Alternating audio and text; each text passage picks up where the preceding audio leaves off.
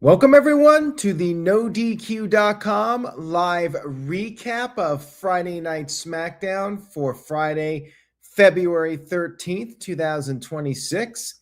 Happy Friday the 13th to everybody out there. Let's get into SmackDown. Elimination Chamber coming up in a few minutes. Well, more than a few minutes, more like a few weeks, but we got a lot to talk about, so let's get to it. Tiffany Stratton opened up the show. She cut a promo. Well, not much of one. She hyped up the chamber match, and then she was immediately interrupted by Nia Jax and Lash Legend. They had a tag team title match, so they wanted Tiffany out of there. Tiffany wanted to know why Nia Jax is still obsessed with her. Notice that Nia has a replacement for her, referencing their previous alliance back in the day. And then Lash got on the mic and said that she's an upgrade from what Tiffany was. We then had Rhea Ripley and Io Sky coming down, leading to our tag team title match. Rhea and Io defending the tag team titles. Io used her speed early. She did the springboard moonsault to the outside onto both Nia Jax and Lash Legend. And then Nia was able to get the upper hand with the Samoan drop. After the commercial break, Rhea Ripley got the hot tag, but Nia was able to avoid the riptide. And then Rhea Ripley powerbombed Nia out of the corner. Io Sky came off the top of the over the moonsault, but Lash Legend broke up the pin, and then all of them started fighting on the outside, and the referee just threw out the match. I thought it was maybe a double count out, but it didn't feel like they were out there for that long, and I wasn't a big fan of them just not having a finish for this one. Referee apparently just threw out the match, and it didn't even really make sense. They were just fighting on the outside, something we see in like every single match pretty much. Post-match, we had Lash and Nia with a beatdown on the champions. You had Nia Jax going on the apron. They had set up a table, but then Io Sky sent Nia off the apron through that table, and then Lash Legend sent Rhea Ripley through the barricade. All four women were down, so it looks like this match must continue. Post-match angle was good, but I really wasn't the big fan of the match just being thrown out. Obviously, WWE wants to stretch this storyline out with them a little bit longer. Backstage, Cody Rhodes talked about his triple threat match for the Elimination Chamber spot. That was the main event. We'll get to that shortly. There was also an Aleister Black and Zelina Vega video promo. We then had Apollo Crews and Matt Cardona giving praise to Carmelo Hayes backstage. The Miz came in and said he's zoning in on teaching Carmelo a lesson in respect. And Apollo and Cardona just responded by mocking the Miz. Carmelo Hayes came to the ring. The open challenge was closed because he wanted to give an opportunity to Ilya Dragunov. Dragunov came out there and they were supposed to have this title match, but then the MFTs interrupted, said that Dragunov missed his opportunity and needs to go to the back of the line. Dragunov and Carmelo were ready for a fight, and they even proposed a tag team title match, but then all of the MFTs went after Dragunov and Carmelo. It was like 5-on-2. Then we had Matt Cardona and Apollo Crews running out there, but they were still outnumbered.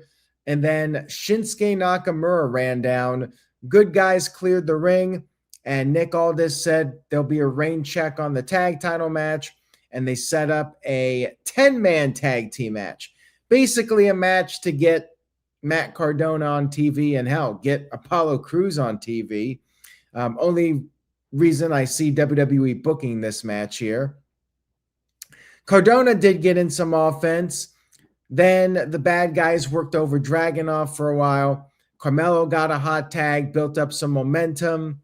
Things were breaking down. You had Tama Tonga with a double choke slam to both Dragunov and Carmelo. But then all the good guys worked together and got out Tama Tonga. You had Carmelo hitting the first 48 to Solo. He went up top, but then was knocked off the top by one of the MFT guys. Solo Sikoa got sent out by Dragunov, but then Tama Tonga came in, hit the cutthroat to Carmelo, and got the 1-2-3 victory.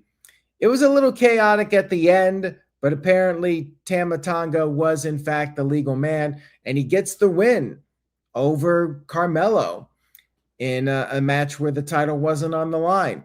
Now, I have been critical of this. It feels like this has been done quite often as of late, but in this case, Carmelo has won some matches as United States champion, and in this case, I don't mind it as much because Carmelo has been picking up wins before losing to somebody to set up a title match. Afterwards, Solo Sikoa held up the lantern, but then the Wyatt Six appeared in the crowd, did not attack the MFTs. I guess they're maybe a little scared now. I don't know, but they were sitting in the stands, I guess, just playing their mind games or whatever they do. Match was fine. And again, I really don't have that big of an issue with Carmelo eating the pin here. We had Charlotte Flair backstage apologizing to Alexa Bliss for causing her elimination at the Royal Rumble, gave her some flowers and a picture of herself for Valentine's Day. Alexa was not upset, saying that it was every woman for herself. Charlotte said she would be at ringside for Alexa's chamber qualifying match, which usually means shenanigans. We'll get to that shortly. Backstage, Nick Aldis, the general manager, revealed that Damian Priest will be in a qualifying match next week. Then Kit Wilson came in, read a poem which talked about Nick Aldis being toxic. R-Truth was laughing at this, and then R-Truth came up with his own poem on the spot. And at one line, he mentioned that Kit Wilson lost his manhood because he has a camel toe. It was a funny segment. We then had the Women's Elimination Chamber triple threat qualifier. Zelina Vega versus Alexa Bliss versus Giulia. Zelina had Aleister Black's entrance music, so hopefully that's her music now. No more of that terrible, generic Death Rebel song that she was using that sounded like the SmackDown theme. You had Zelina getting in some offense early, and then Giulia gained the advantage, and then Alexa Bliss went for the twisted Bliss to Giulia, but Giulia got her knees up. Zelina hit the code red to Giulia. Alexa broke up the pin, and then Giulia hit the knee to Alexa. And then she hit the Northern Lights bomb to Alexa, but Zelina broke up the pin. You had Kiana James getting on the apron, and she got taken out. Giulia was sent out, and then Alexa was able to pin Zelina Vega with the Sister Abigail. She gets new music, but she still loses. Alexa advances, which I guess makes sense if you're building up something with Alexa and Charlotte. And there you go. Giulia not in the chamber.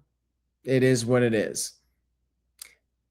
I'm trying to think of the big picture here that they're wanting to continue to build Alexa and Charlotte, and that's why Alexa won this. But just feels like Giulia's going nowhere, and Zelina, they give her the Aleister Black music, and she still loses. Sucks for her. Backstage, Jordynne Grace said she wouldn't mind seeing Tiffany Stratton at WrestleMania after she wins the women's title in her match against Jade Cargill. And then Chelsea Green showed up in her wheelchair because she broke her ankle apparently, and she was mad at Tiffany Stratton. Alba Fire said they wanted compensation, and Tiffany said if Chelsea wanted an apology, all she had to do was step up. And of course, she couldn't step up because she was in the wheelchair. Backstage, we had Sami Zayn and Rey Fenix having a chat. Zayn appreciated Fenix giving him the motivational message last week. And then we had Trick Williams versus Fenix, which was a pretty good match here, I thought, even though it was obvious that Trick was winning this one. Trick got a great pop from the fans. They were chanting "Whoop that Trick" for the whole thing very loudly. And Trick was using Booker T's lines on the microphone, saying "I like it," and the little lines that Booker T has, which I like. I think he should do that for all the promos. Keep that trend going. Keep that part of the shtick. And Trick cut a promo. He said that nobody wants to hear Sami Zayn's sob story.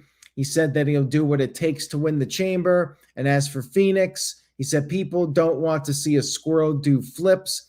They want to see a lion. And he started getting what chants, which was interesting considering the pop that he got when he came out. But it is Dallas, Texas, so it's Steve Austin territory. But Trick Williams managed to respond well. I think he handled the what chants very nicely. He just played into them, didn't seem thrown off at all. He did good. And the match, it was very solid. Rey Fenix looked pretty good, although a few things it looked like maybe he didn't quite connect on. But he did a great springboard missile drop kick, and Trick dominated for a while. Then Fenix made a comeback. Several near falls in this one. And then Fenix got Trick sitting on the top rope and did this stomp coming off the top of the ring post. That looked pretty cool, but Trick, of course, kicked out. And then Trick finally caught him with the trick shot, and he got the 1-2-3 victory, but definitely not a squash by any means. Rey Fenix did look pretty good here. Pretty good match. Then backstage, we had Rhea Ripley and Io Sky. Giulia was there, very upset. Rhea Ripley and Io were mocking her. And then Jade Cargill confronted Rhea and Io and had a little stare down with Rhea, so I don't know if that's setting up something. We had a Jordynne Grace video package. We had a Jacob Fatu video package or a video promo. And then we had Jade Cargill defending the women's championship against Jordynne Grace. Jordynne did get a pop when they announced her being from Texas. Liv Morgan showed up with Dominic and Judgment Day. Dominic set up a Valentine's date at ringside. They had food, which was heart-shaped chicken nuggets. And this was pretty entertaining as they just sat there having a meal, watching the match. Jade and Jordynne was a good match. Both of them tried to outpower each other. This was Jade's first title defense, I think, since winning like 100 days ago, whatever it was. But it was a solid encounter with them. They fought on the outside a little bit. Jade gave Jordynne a back body drop on the barricade. And then Jade went over and snatched a nugget from Liv's plate. And then after the commercial break, Dominic had a bottle of Dom. His picture was actually on the bottle. Jordynne, several near falls, almost beat Jade a couple of times. But then Jade eventually was able to counter the beast mode with the pump kick and got the win with Jaded. So no actual interference. I thought for sure we were going to see somebody interfere or something with Liv Morgan at ringside, but nothing. Jade won clean, and it's fine. Jordynne Grace just got called up. It's not her time yet. Let her continue to build up her name on SmackDown. Keep in mind, a lot of fans might not even be familiar with her work. So, they're still in the process of introducing her and establishing her. I think she looked solid in this one, despite losing. She'll come back another day. And after the match, Jade got on the mic and warned Liv Morgan to not pick her at WrestleMania or Liv would suffer the same fate. Backstage, Johnny Gargano continues to be depressed. He said he has nothing left, and Candice was offended by this, obviously, because they're married, and he said he's got nothing left. He lost his tag partner. He lost every opportunity he's had. And then the Motor City Machine Guns and Fraxium made a little cameo where they were basically laughing at Gargano's misfortune. And then we had Solo and the MFTs inviting one of the teams like the Machine Guns or Fraxium to face them. And then they went to Solo's locker room, but there was a picture on the dressing room door. I guess more mind games from the Wyatt Six. Then we had an Oba Femi video package. Oba was backstage. Nick Aldis offered him a contract. Kit Wilson interrupted with his book. Aldis took the book and read the poem that was bookmarked about Oba Femi, and Oba was mad about it and said that they could discuss their feelings next week. Now, didn't they have a match already, or was that just Oba beating the crap out of Kit Wilson? I don't even remember. I thought it was just a beatdown, but they're going to have a match next week, so Kit will be getting his ass kicked next week. And then finally, we had the main event. Beforehand, Drew McIntyre cut a promo backstage, and he said that Cody's going to go nowhere near the title. And if Jacob Fatu wins, he said that Fatu will wish he was back in the Slammer. And then Zayn came in and confronted McIntyre, and McIntyre said a big part of him wants Sami Zayn to win. Our main event was Cody Rhodes versus Jacob Fatu versus Sami Zayn. Very competitive match with these three guys. Fatu blocked the Cody cutter, and then Cody and Fatu were both sent to the outside. Sami Zayn did a dive to both of them, and then Fatu dominated for a while, and then Cody and Zayn had to work together a little bit to slow down Fatu's momentum. They gave him a big superplex, and then Zayn hit the Blue Thunder Bomb to Cody, got the win. No, he didn't. Did not win with the Blue Thunder Bomb. He went for a haluva kick to Fatu, but missed. And then Cody came back in with a cutter to Zayn, and then Fatu threw Cody out, tried to steal the pin with a moonsault to Zayn. Looked like he had the match won, but then Drew McIntyre showed up with a Claymore to Fatu. Cody went after McIntyre, but McIntyre got the upper hand, and then McIntyre power bombed Fatu through the announce desk, and then he got Cody in the ring, hit him with the Claymore, and then he put Sami Zayn's hand over Cody so Sami Zayn would win the match. But Cody kicked out. McIntyre got back in the ring, went after Cody again. Sami Zayn went for the haluva kick to McIntyre, but after he hit it, Cody Rhodes took advantage, delivered the crossroads to Sami Zayn, and got the 1-2-3 victory to officially advance to Elimination Chamber. It was quite the chaotic ending here with all the shenanigans with McIntyre. The story, though, Cody Rhodes advances. Jacob Fatu has no path to the world title match at WrestleMania. He gets added in a last chance match or something like that, and they throw him in there as the sixth guy. We'll see what they do.